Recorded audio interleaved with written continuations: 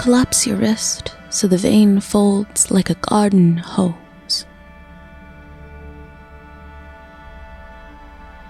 Press the new corner to your ear as if to block out the noise of war.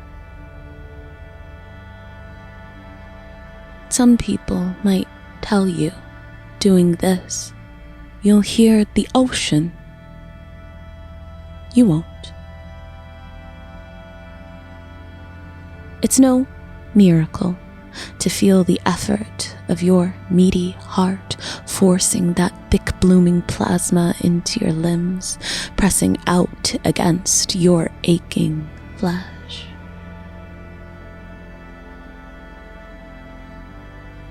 That's still your body, still your blood. That's the sound of your body, desperate to survive, to keep your fingers from growing stiff and breaking off. That's not God. Or that's all it is. It's certainly not the garden hose. Your body is no lawn, no flower bed or sapling, no great oak will burgeon from where you stand. Your body is only a body. The hose is only a hose. The ocean can only be itself. There is no magic here.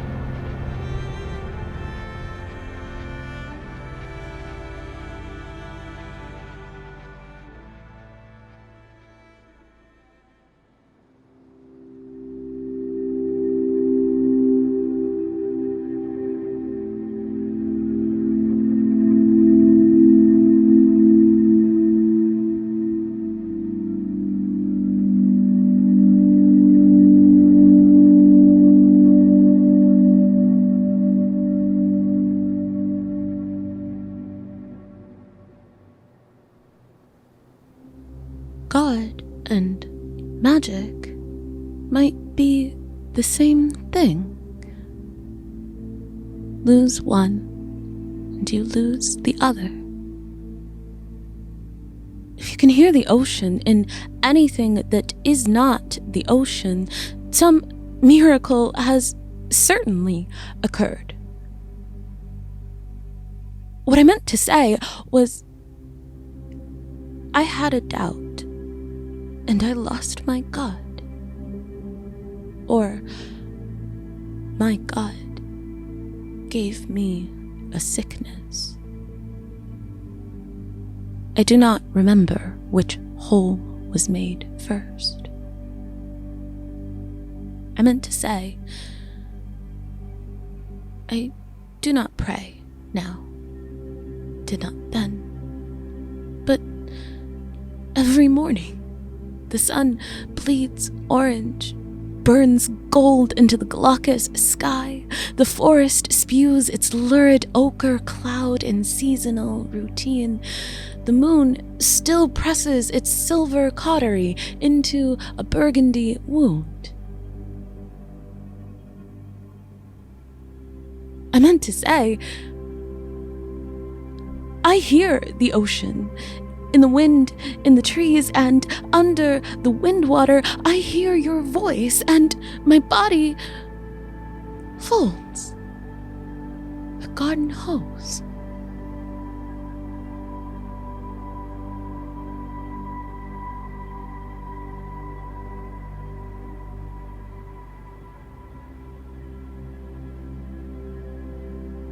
I meant to say, I had a doubt. Like a gusty hole in my throat.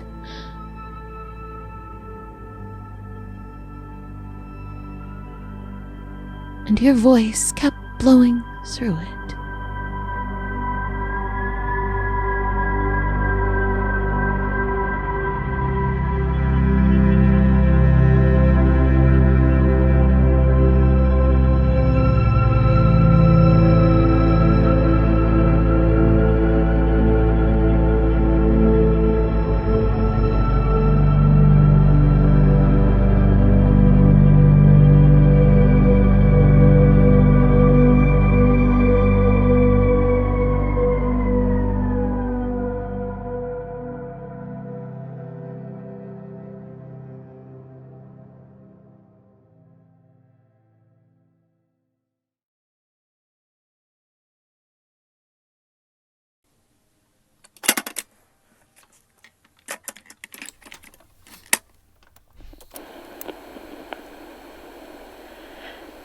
I don't really know how to start, but I know I wanted to record this message instead of writing it down.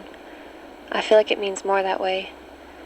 If I use this voice that can't be taken away from me anymore. Anyways, I wanted to say thank you. You'll never truly know the extent of your gift to me. So many things that you probably have never even thought of because it was just second nature to you. Things like feeling the blades of grass between your toes, or the warmth of a fresh pair of socks, or the texture of tree bark. These things I've grown to adore. These things I hope to never take for granted. My skin and hair are definitely not used to being this dry all the time. And getting out of bed in the morning can be a bit of a struggle, but I just try to use that as a reminder of you and the sacrifice that you made. Sometimes Eric lets me use his legs though. I may not know your name, but I can feel your life within me. The miles traveled, the terrain traversed, the experience that I wish to gain. But all of that is secondary to the real gift that you gave me, my voice. My voice that sounds so strange to me without the echo of the waves. My voice that can be used to express my opinion, and then later change my mind, and laugh, and cry, and yell. And sometimes I get too carried away with this voice of mine and forget how much power my words can have. Thankfully, I can also use it to say, I'm sorry. I still go to the water sometimes. It's not quite the same though. And yes, I miss swimming with the fish, but I'm getting used to land animals. Maybe one day I will wear my scars proudly, but I've seen the way that people treat others that are different from them. And I don't think I have the right words to use in that situation just yet. But I don't want you to think for a second that I'm ashamed or embarrassed of these legs. They're absolutely beautiful. Bellissima. Bonita. I love how many different words people have to express themselves. Anyways, I'm rambling now. My friends have told me that I need to work on that. But I could go on forever expressing my gratitude for you. So, I do need to wrap this up before the tape runs out.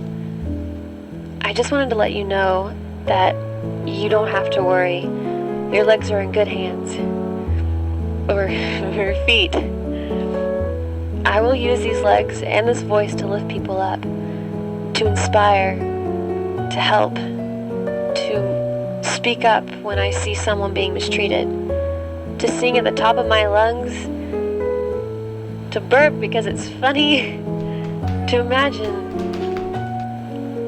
to say something, even if it's not the right thing, and to let others know that I'm not afraid to use my voice.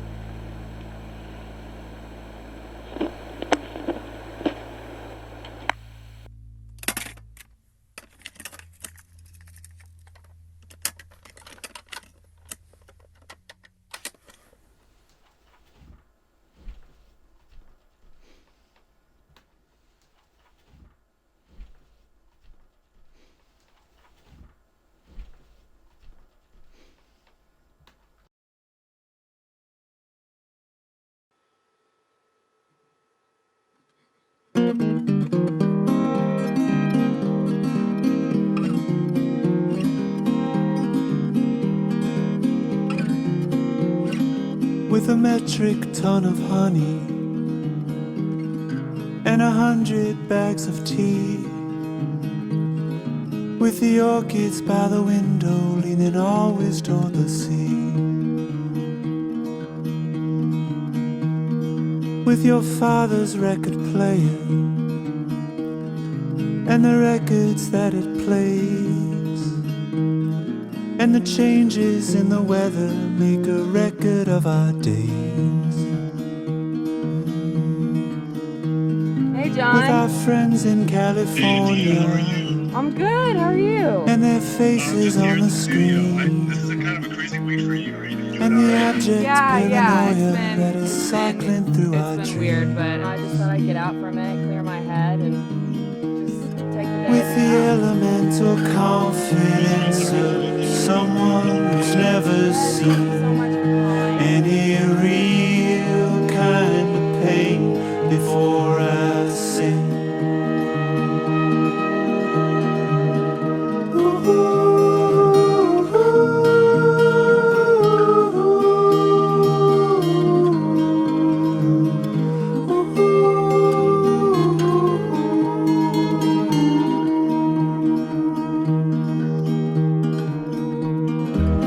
Ambulances ringing through the early days of spring, and the cherry trees exploding like they haven't heard a thing. With the memory of the morning when we drove out to the lake, you and me and all your cousins too. It was green and blue and green and blue. With the elemental confidence we learned in a Hollywood dream, and a creeping sense of emptiness we sing.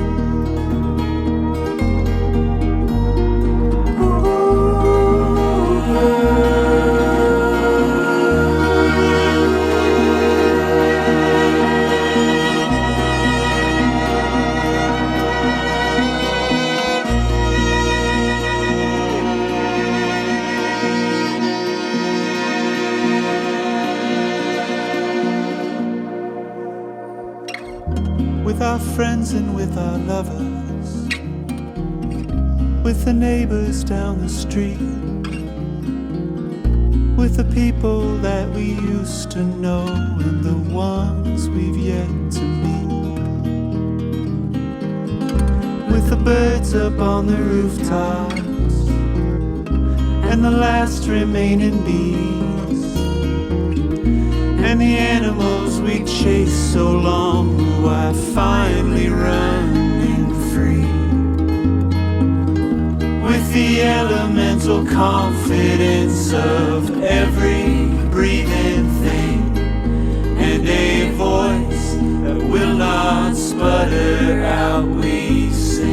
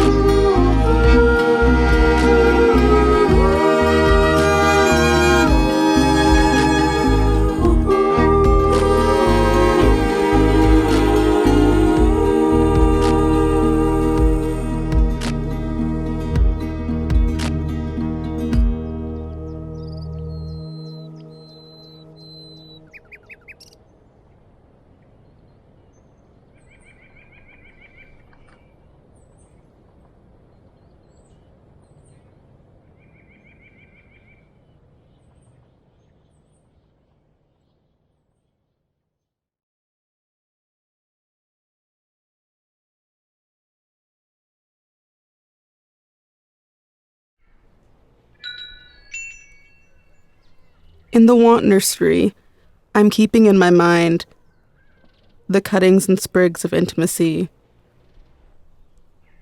are light-proof, ageless, as tinted specimens beneath glass. We've been at this for hours now, trading barbs over the clockwork turn of packages. You did not. No shit. They said my bad breath was the best part. Oh, they did? Yep. Okay. Framed under this green room's cording beams, each moment shimmering like snow melt given up to sun. A periodic chart maps a landscape of my sampled wants. Yes, those gas-bright hungers. And the lighter yearnings. Trace of a palm on the gear shift, fifth digit of a passenger hand, closing on the perimeter of my back, finger pad troubling the stitchwork in the blade, slackening.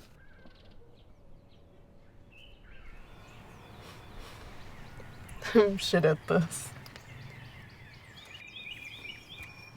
Both of us, breathing in the haze of your burned clutch, making shelter out of what we don't possess. And the way the light is bending through the aperture, I cannot see the coming fissure.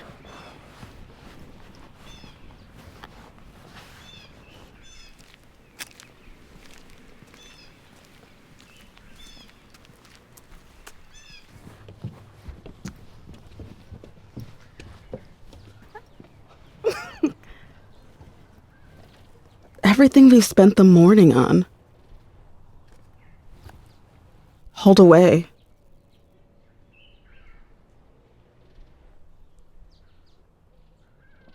Still, the push of breath clinging into droplets on the windshield. Still, your waiting hand pressing me to start the car. Again.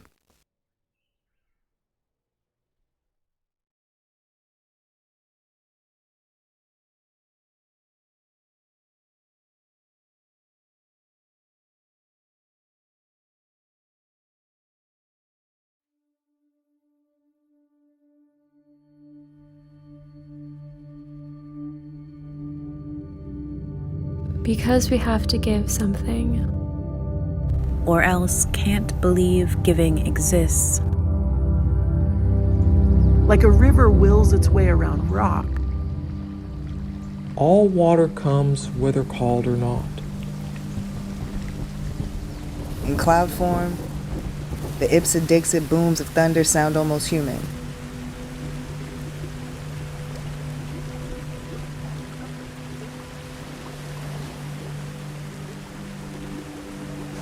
Water drops when it wants.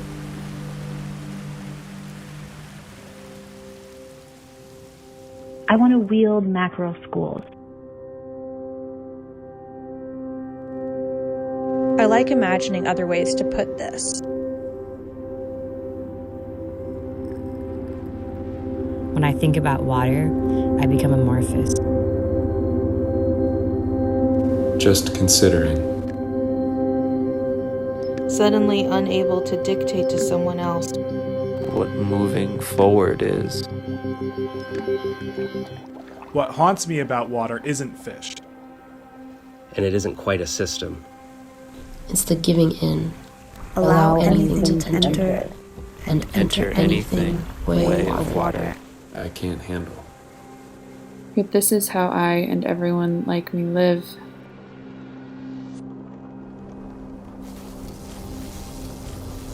Sinecure is in an elaborate limbo.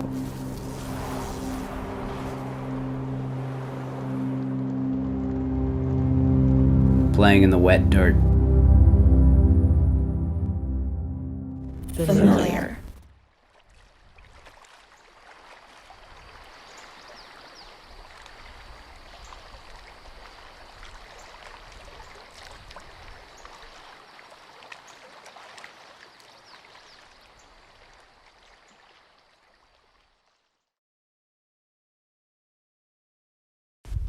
The instant before it collapses and is promptly forgotten.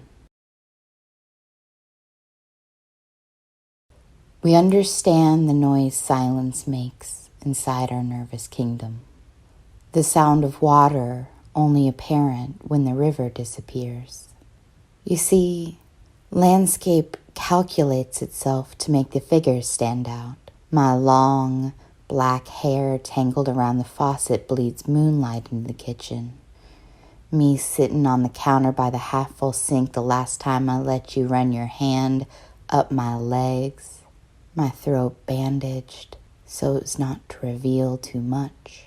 Everything the light touches accepts a shadow against a wall of oleander. Anyone can look like a miracle.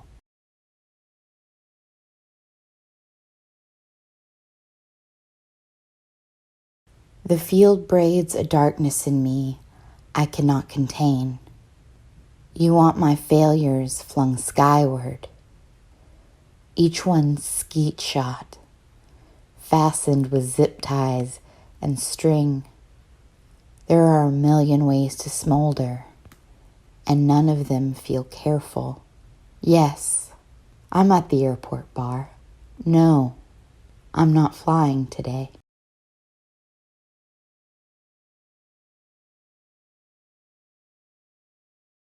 I want to tell you something, but my throat is full of snow. There is no one else in the room where I am, only fists against a wall, like my body clamoring loudly. I'd like a trap door to escape through, whatever is growling in the attic to stop. I've left a little trail of words along the floor in hopes that you might find them, in hopes that when you find them, you'll know what the letters say. I'm sorry. I'm sorry. Maybe I will sing for you tomorrow.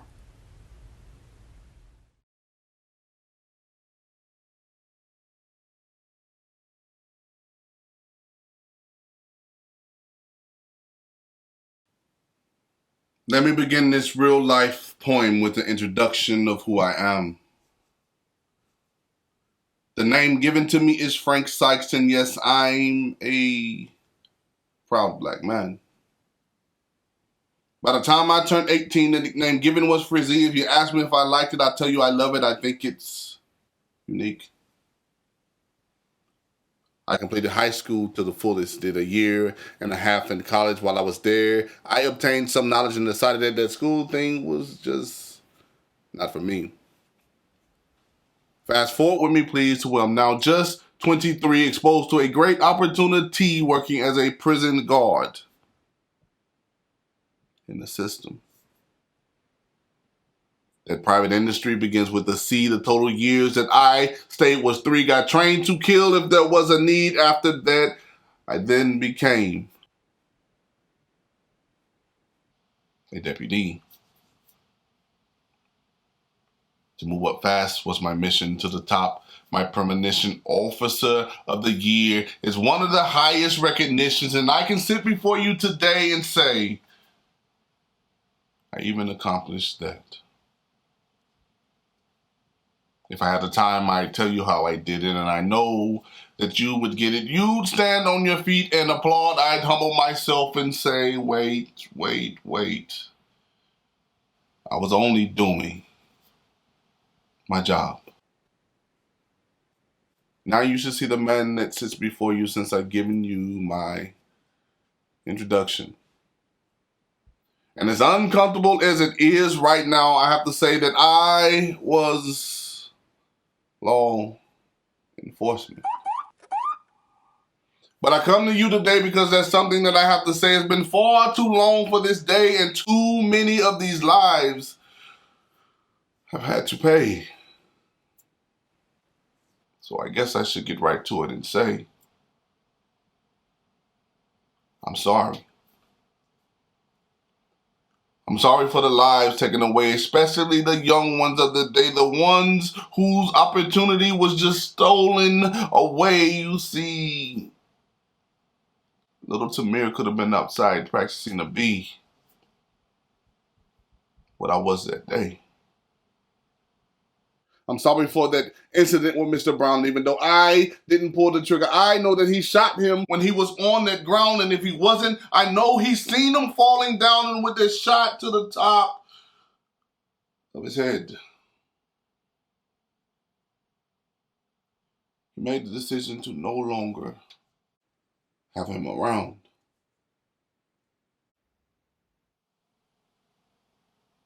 I'm sorry for the scared officer that's quick to pull his trigger, so scared that they'll make a decision in a split second, even quicker, standing in uniform, false claiming and faking to be brave while being brainwashed by this system, thinking that someone's gonna kill them one day. Most of all, I'm sorry that it took me so long to recite this poem. I stood by way too long waiting for the guilty parties to admit that they were wrong. The people knew that they did it. It all showed in how the story just sounds so dumb.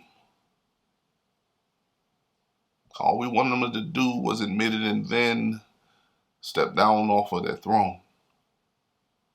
See, I take things a little bit personal and say, Mr. Wilson, his job was never meant to be for an officer like you.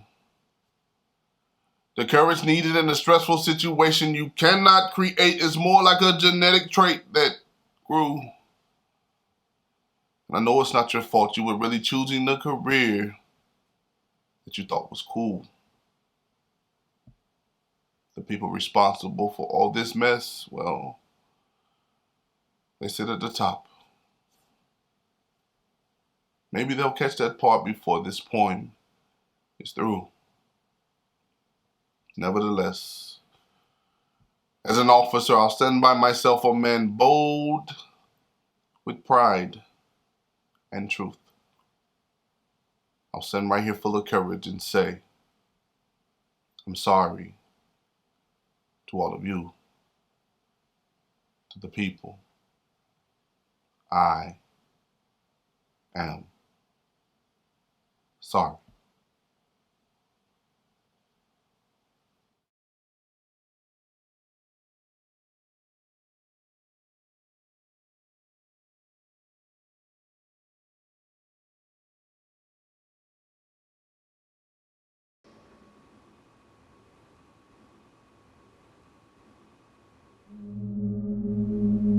Narcissus, the hunter, the numbness, son of river, God, reflection of the water, time dies to the ground, comes back from the bulb. Let them eat. Breadlines, but with a price, medicine or narcotic, poison, protection, Camus' prophetic plague, Bach's sonata, Nero's fiddle. Shame, thirst mirror, love, and the trumpet-shaped corona grows a flower in its face, in its greed, gold and white. Public enemy turned martyr, hunger doctored, deathbed of seeds, of youth, extinct. Or good fortune, a false spring, no end in sight, gathering in the name of self-salvation, single, central, leafless, hollow, flower, stem, late leader of numbers, faceless, underground, living dead, hermaphroditic, bipolar, Chinese New Year, lucky daffodil with no angel's tears or soft hands, and not enough soap to wipe clean. Narcissus, poeticus, waiting it out. Poets, Narcissus, to sit and watch.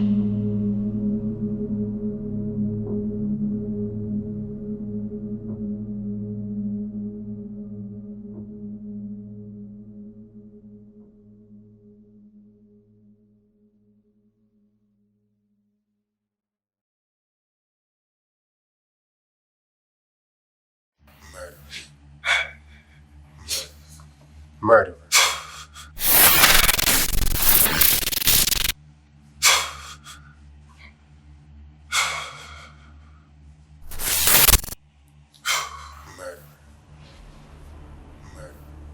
Murderer. I'm no murderer. I'm a trickster. I make magic happen.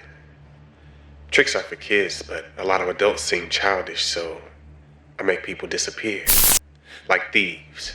People who disappear like the heart up my sleeve. Voices, ventriloquists from the past, passing on voices of murderers. Stop calling me that. That was my father, not me. I didn't mean to kill him. I'm cold case slide. I did. To make him disappear felt so good. Like a piece of me that vanishes with the shadows I talk to. Die. I don't die. I rise. I don't die. I'm able. Unstable, but able. Those unstable get labeled Die. Die. Stop that. I hear voices speaking against me or praying. I can't tell the difference.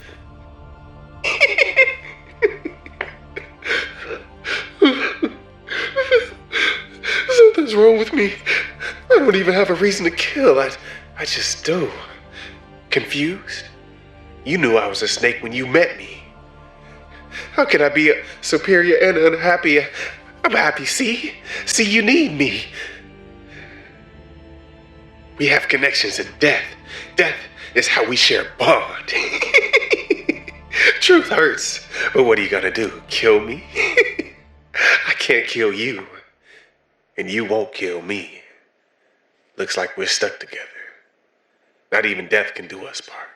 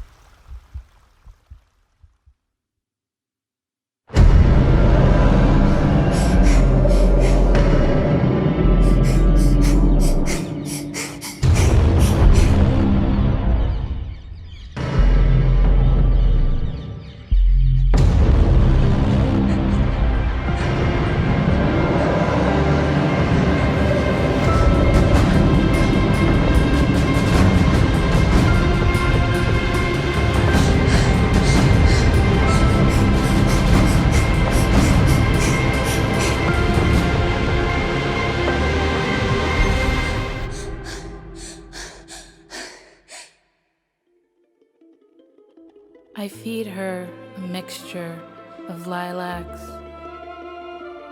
rose petals, violent wasps, and sacred disease. And she shits out a garden of Eden.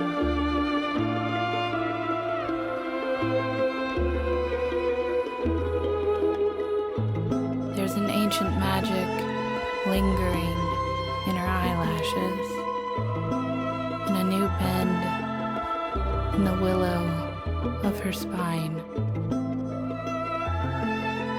Perhaps the bending is natural, perhaps the bending is unnatural.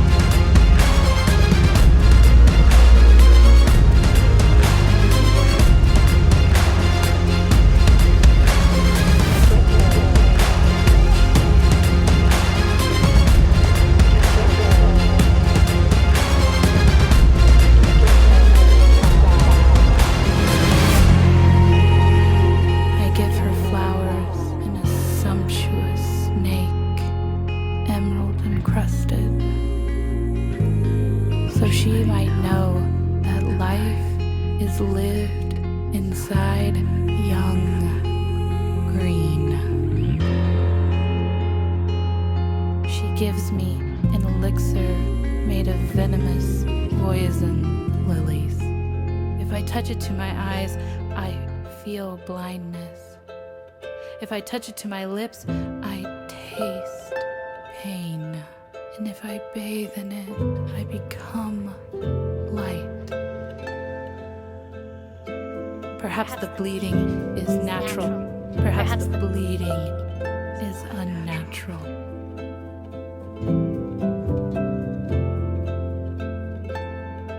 She paints my skin with pyrite dust so I can converge with both mud and sun in a incandescent dance between being and time.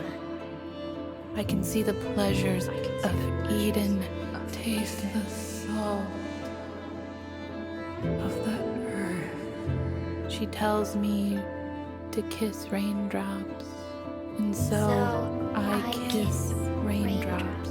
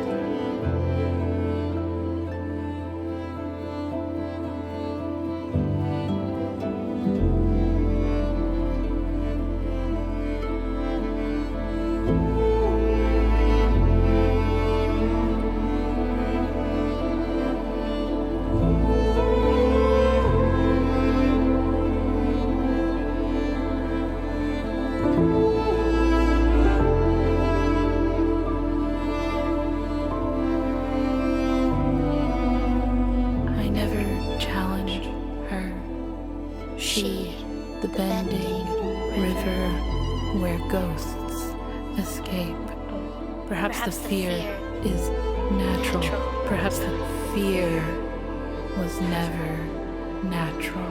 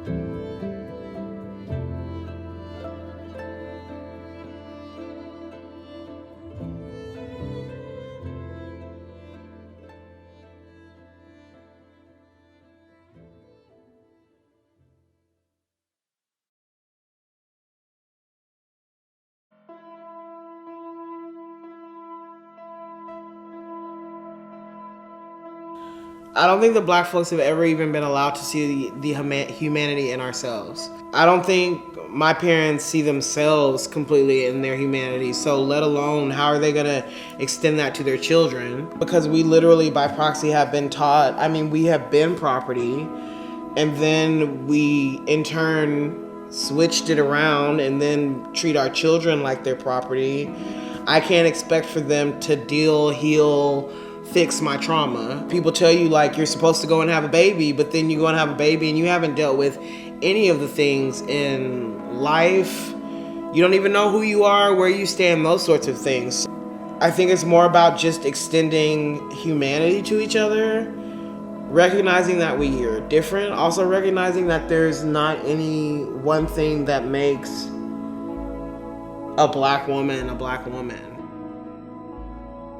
I guess because my childhood was so tough and full of a lot of pain and abuse, mentally, emotionally, physically. And initially, that was all I knew. That's where those generational curses come in and where those things are passed down and passed down. So you believe that that is what you're supposed to do. You're supposed to tear the child's butt up or, fuss at them, a certain way or curse them out and whatever, because that's what's been inflicted upon you your whole life. But then over time, I realized that if God is love and he's given these gifts to me. Why is it okay for me to treat them like this? Like, he can't be pleased with you hurting something that he's given you that's so precious. Black womanhood is being asked to bring gifts to parties you were never invited to. It's lighting everyone's candles with the fire alight in you. It's standing in solidarity with women who didn't fight for you because you know what oppression feels like. And I think that God just might love like Black women do. So we met on Tinder. We met on Tinder. Out of all the times where Tinder has failed us, This it one came time. through this one time. It came through. You really show me, one, how to love myself. You show me how to love you. You just show me different levels of like how love can really be just in a Black female body, in a Black woman body, in a Black queer body. I was taught that men didn't want an already made family, that because I had kids, I was not valuable. You know, it's like I couldn't get a good man because I already had children. When those things are constantly told to you and instilled in you, you start to believe it because it's being said to you by people that you love and trust. You start to just accept what you feel like you can get instead of really acknowledging your worth and knowing how valuable you truly are. So a lot of my relationships weren't the best. Didn't really understand love or, to value Black love until I met Michael.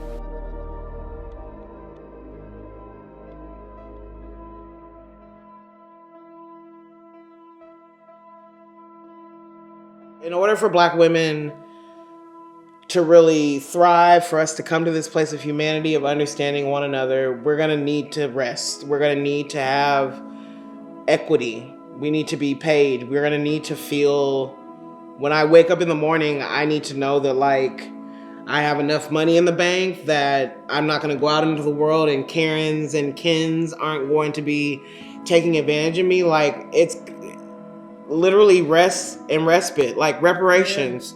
That sounds ridiculous. No, it doesn't sound ridiculous. It doesn't sound ridiculous. When we get paid. Black women having to work like multiple jobs and be everybody's fucking caretaker. Like, one, we are not servants. We're not slaves anymore. We need to be in this era of like taking care of ourselves so that other folks, one, know how to take care of themselves, but then also feel taken care of by their community. Let them see what became of the children, of the country, of the women who got the chance to have a name.